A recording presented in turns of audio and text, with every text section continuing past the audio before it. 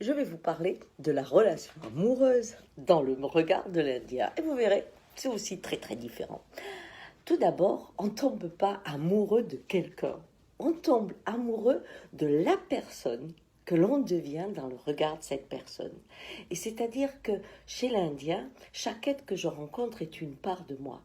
Mais dans la relation amoureuse où il va y avoir fusion, hein, c'est-à-dire que la goutte de vin qui vient dans le verre d'eau fait qu'on n'est plus jamais le même, eh bien, qu'est-ce qui se passe réellement dans la fusion? C'est tout simplement que l'autre éveille une part de nous qu'on ne connaissait pas et on l'aime.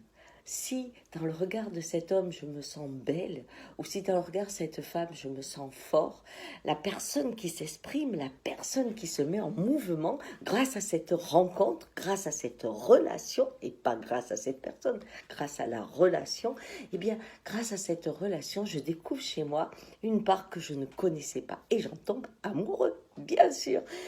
Évidemment, qu'est-ce que c'est une histoire qui se termine? Eh bien, avec l'évolution, cette relation, eh bien, m'amène à être une personne que je n'aime pas.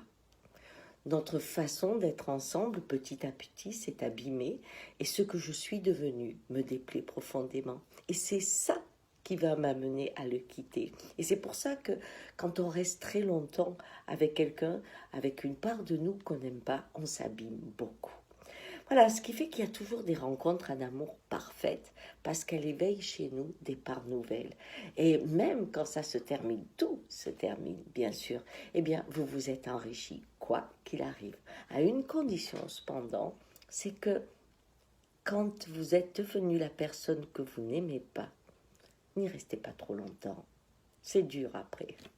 Allez, dans le regard de l'Indien, l'amour, toute une aventure, bien sûr.